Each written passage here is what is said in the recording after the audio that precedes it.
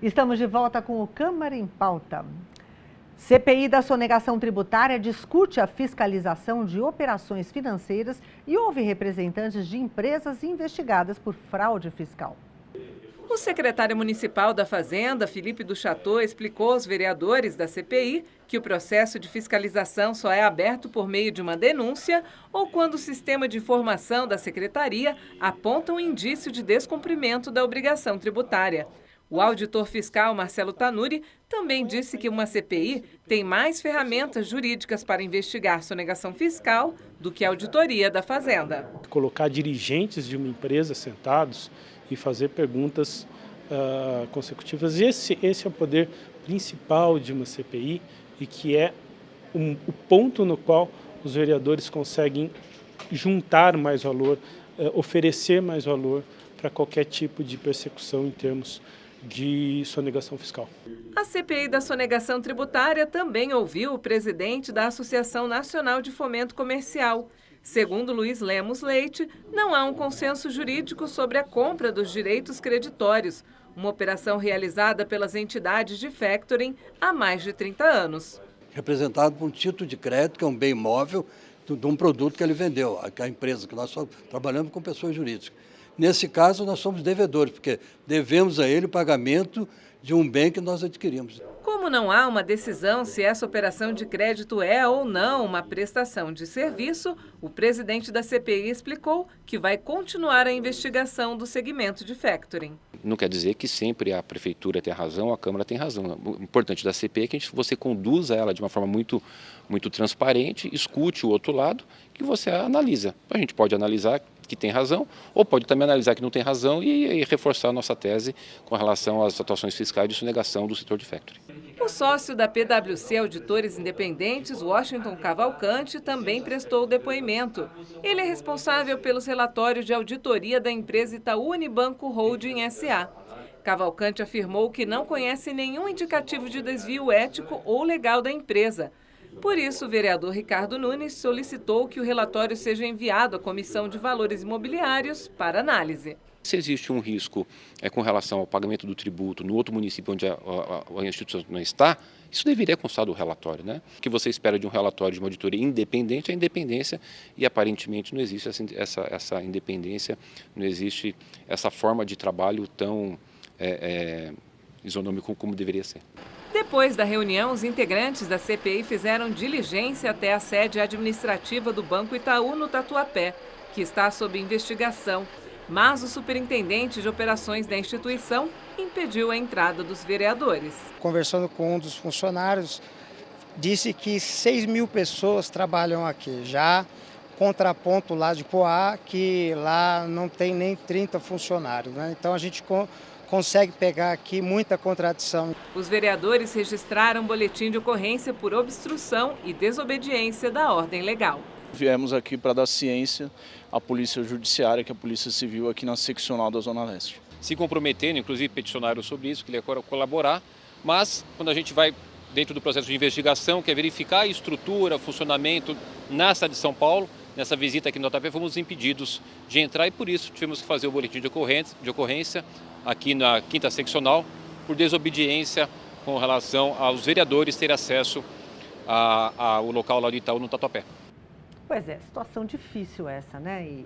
Mas os vereadores estão fechando todas as saídas, não querem realmente que nada fique descoberto, né? Sem dúvida, fechando o cerco, recuperando patrimônio, inclusive importante, tributos importantes que não estavam sendo recolhidos, 5,5 bilhões por enquanto, e esse número só tende a crescer. Essa história da diligência é aquela. Se Maomé não vem à montanha, a montanha vai a Maomé. Os vereadores têm, inclusive, poder para entrar e para investigar.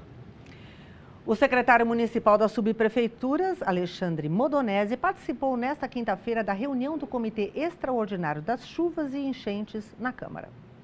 O secretário respondeu aos questionamentos feitos pelos vereadores que compõem o comitê.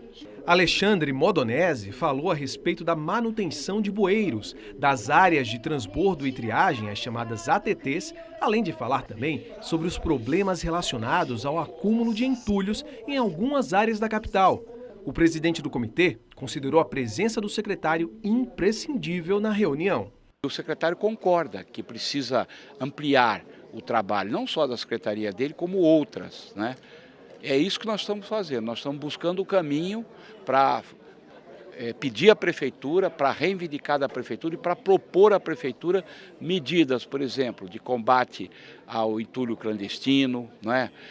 Combate a limpar as bocas de lobo, limpar os córregos, preparar a cidade, permeabilizar o solo, enfim, tudo que é necessário para São Paulo suportar a quantidade de água que vai cair do céu cada vez mais por conta do aquecimento global. Além de ouvir o secretário municipal das subprefeituras, o comitê também aprovou 6 requerimentos solicitando mais informações sobre as chamadas ATTs e também convidando para a próxima reunião representantes da Anlurb e das empresas Soma e Inova, que cuidam do recolhimento de entulhos aqui na capital. Pode ser que as empresas tenham observações pertinentes sobre as dificuldades que elas mesmas encontram. Então é importante ouvir todos os lados, não quer dizer que a gente vai concordar com as observações feitas, mas provavelmente elas têm também algo a dizer sobre a legislação, sobre a fiscalização, o comportamento de munícipes. Então vamos ouvir e depois concluir o que cabe a nós corrigir. Pois é, o comitê focou nessa questão da zeladoria, que é fundamental, né? E tem que realmente perceber onde é que precisa ser melhorado, né? Sem dúvida. E é uma ação do poder público. A Câmara Municipal está de parabéns nessa questão de exigir do poder público providências. Por quê? Não está chovendo mais. Saiu agora de março 236 milímetros de chuva, sendo que no dia 21 de dezembro de 1988, só num dia choveu 151 milímetros. Quer dizer, muito mais de 1988. Né? E agora se constata o quê? Se constata que realmente tem que fazer isso. Não pode deixar tudo impermeabilizado, tem que limpar córrego, tem que limpar rio, tem que fazer tudo direitinho. Essa questão de milímetros, só para o pessoal entender bem, e quase ninguém fala, mas a gente vai falar aqui no Câmara em Pauta. Milímetro não dá para você saber, choveu 151 milímetros. É assim que se conta, pelo menos na aviação é assim. 151 litros por metro quadrado. No mês de março choveu 236 litros em cada metro quadrado. Aí fica mais fácil da gente analisar, né, do que milímetros. Senão você vai medir milímetros, é complicado. Né? A audiência pública da Comissão de Saúde discutiu o projeto de lei que propõe mudanças no processo eleitoral de conselheiros tutelares em São Paulo. Atualmente, a capital possui 260 conselheiros que trabalham nos 52 conselhos tutelares da cidade. A sociedade pode escolher até 5 candidatos. Durante a audiência pública, conselheiros fizeram críticas ao processo de votação. O processo anterior que teve a essa gestão, ele sofreu impugnação, porque daí tem toda uma questão de estrutura, de legalização e do meio e o método que é desenvolvido o processo de escolha, né, que é a eleição do Conselho Tutelar. Além dos parlamentares que compõem a Comissão de Saúde, a presidente da Comissão de Defesa dos Direitos da Criança e do Adolescente, Soninha Francini, também participou do debate. Acima disso tudo, a legislação sobre o Conselho Tutelar hoje, ela está espalhada em muitas peças, desde o 11.123, que é de 1991, até um projeto do final de 2016, sabe? Cada um tratando de um aspecto. Então, tem isso também. A gente não quer tratar numa lei só do processo de escolha do Conselho Tutelar, mas de tudo que está relacionado a ele. As próximas eleições dos conselheiros acontecem em outubro. Por isso, é necessária a regulamentação para a publicação do edital. Existe um descompasso entre o formato das eleições e o formato que a Justiça Eleitoral trabalha com sistemas eleitorais. Nós sugerimos até que a gente faça um projeto, a Comissão da Saúde, junto com a Comissão Extraordinária da Criança e Adolescente, porque a nossa comissão inclui também o serviço social.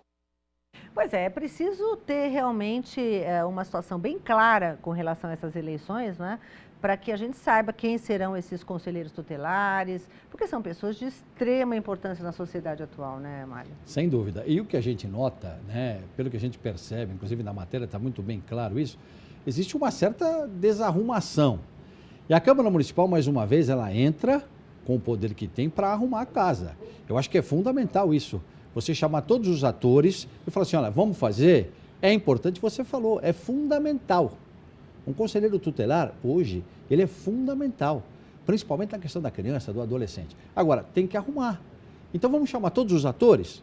Vamos colocar todo mundo para conversar? É isso basicamente que a vereadora Soninha acabou de dizer na matéria.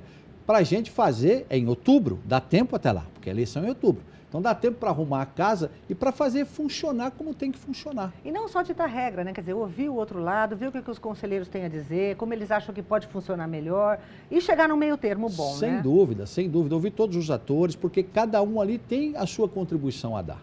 Então, fazendo tudo isso, forma a seleção. É uma seleção de coisas boas que devem vir por aí, pelo menos até outubro, quando nós teremos a eleição. Né? E para que também o departamento funcione, né, direitinho, exatamente, né? Tinindo, né? Exatamente, eu acho que é por aí. E a Câmara, mais uma vez, né, usa efetivamente o poder que tem para trazer a discussão para cá. Isso que é fundamental. O poder legislativo é assim. A gente pensa que vereador só vota lei, só vota nome de rua, não é nada disso. Essa é uma função primordial, é trazer para cá.